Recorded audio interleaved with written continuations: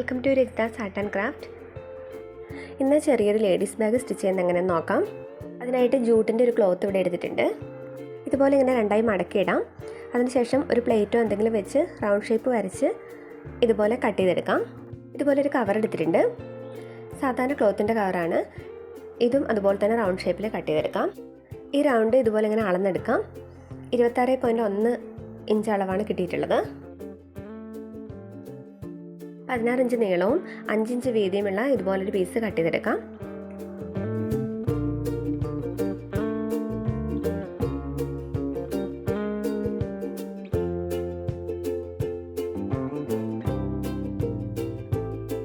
ഈ കട്ട് ചെയ്തെടുത്ത പീസ് ഇതുപോലെ നടുവെ മടക്കിയിടുക. അതിനുശേഷം 2 സൈഡിൽ നിന്നും 1/2 ഇഞ്ച് വീതം ഇങ്ങനെ വരച്ച് കട്ട് ചെയ്ത് കളയാം.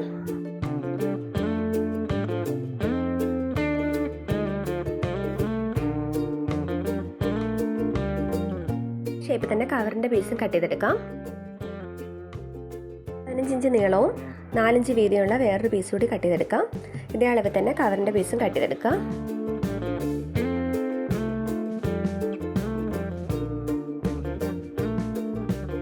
ഒരു പീസ് ഇതുപോലെ നടുവേ മടക്കി അതിൻ്റെ സെൻറ്റർ കണ്ടുപിടിക്കാം. 2 സൈഡിൽ നിന്നും ഇതുപോലെ 1.5 ഇഞ്ച് മാർക്ക് ചെയ്യാം. ഇതുപോലെ ഒരു ലൈൻ വരച്ചു കൊടുക്കാം. ഈ ലൈനിൽ നിന്നും 4 ഇഞ്ച് മാർക്ക് ചെയ്ത് ഇങ്ങനെ വീഡിയോയിൽ കാണുന്ന പോലെ വരച്ചു കൊടുക്കാം. ഇവിടെ സിബ് വെക്കാനുള്ളതാണ്. ഈ ഒരു ഷേപ്പിൽ 2 പീസുകൾ കട്ട് ചെയ്തെടുത്തിട്ടുണ്ട്. ഇത് പോക്കറ്റ് വെക്കാൻ വേണ്ടിയിട്ടാണ്. നിങ്ങൾക്ക് ഇഷ്ടമുള്ള ഷേപ്പിൽ കട്ട് ചെയ്തെടുക്കാം. സ്ക്വയറായിട്ടോ എങ്ങനെ വേണമെങ്കിലും കട്ട് ചെയ്തെടുത്താൽ മതി. ജൂട്ടിൻ്റെ ത്രെഡ് ഇതുപോലെ പിന്നെ എടുത്തിട്ടുണ്ട്.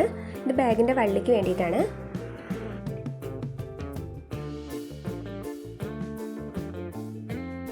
ഇനി ഇതുപോലെ ഒരു ക്ലോത്ത് എടുത്ത് 12 സെൻറ്റിമീറ്റർ മാർക്ക് ചെയ്ത് ഇതുപോലെ ഒരു റെക്റ്റാങ്കിൾ വരച്ചു കൊടുക്കാം.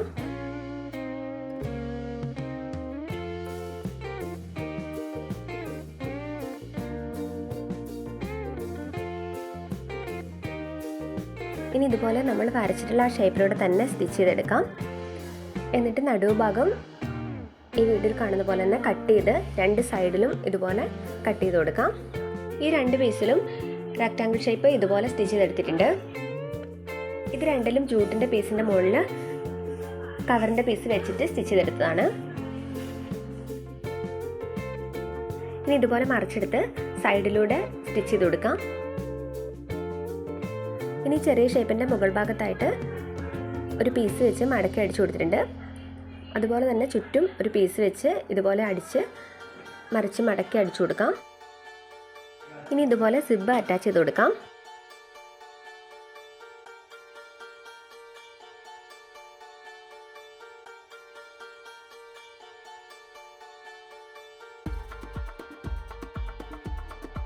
ഈ ഒരു 3 ഭാഗവും സ്റ്റിച്ച് ചെയ്ത് കൊടുക്കാം.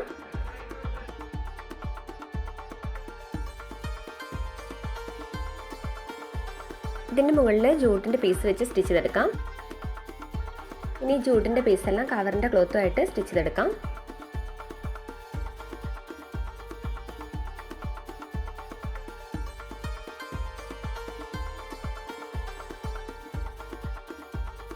ഇനി ചെറിയ പോക്കറ്റ് ഫ്രണ്ടിലെ ഈ പീസിൽ ഇതുപോലെ സ്റ്റിച്ച് ചെയ്ത് കൊടുക്കാം.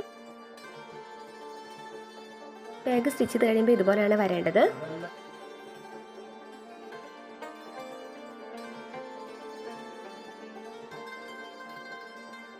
ഇങ്ങനെ ബാഗിൻ്റെ സെൻറ്റർ ഭാഗവും ഈ പീസിൻ്റെ സെൻറ്റർ ഭാഗവും നോക്കിയിട്ട് കറക്റ്റായിട്ട് ഇതുപോലെ സ്റ്റിച്ച് ചെയ്ത് കൊടുക്കാം.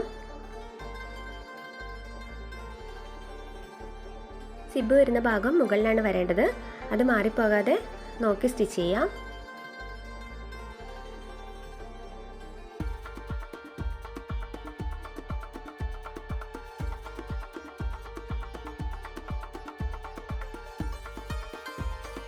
ഇതുപോലെ 4 പീസുകൾ എടുത്തിട്ടുണ്ട്. അത് വള്ളി വെക്കാൻ വേണ്ടിയിട്ടുള്ളതാണ്.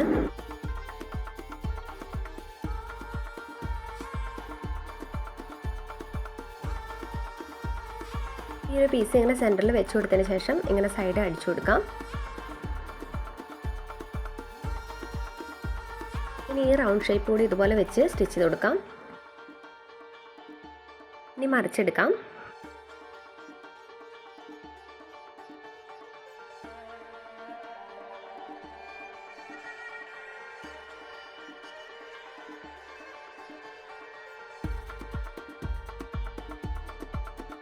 പിന്നെ എടുത്തിട്ടുള്ള ജൂട്ടിൻ്റെ ത്രെഡ് ഇതുപോലെ മടക്കി വെച്ച് ഒന്ന് തുന്നിയെടുത്തതിന് ശേഷം ജൂട്ടിൻ്റെ ത്രെഡ് കൊണ്ട് തന്നെ നന്നായി ഇതുപോലെ കെട്ടി കൊടുത്തിട്ടുണ്ട്.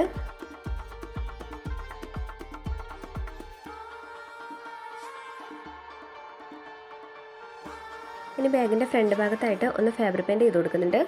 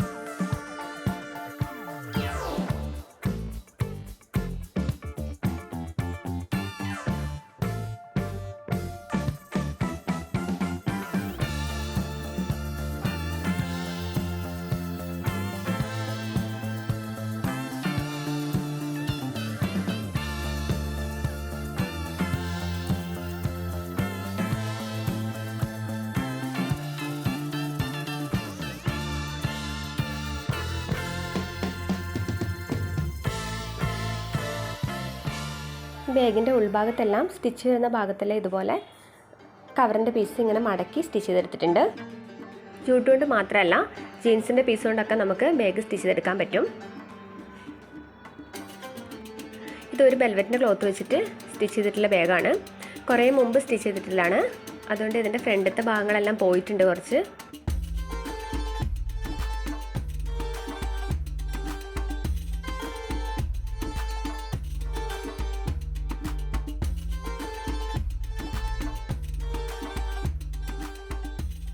ബാഗ് ഇവിടെ കംപ്ലീറ്റ് ആയിട്ടുണ്ട്. ഇത്രയും സാധനങ്ങൾ ഇതിൽ വെക്കാൻ പറ്റുന്നുണ്ട്. ഇഷ്ടമായിട്ടുണ്ടെങ്കിൽ എല്ലാവരും ലൈക്ക് ചെയ്യുക, ഷെയർ ചെയ്യുക, സബ്സ്ക്രൈബ് ചെയ്യുക.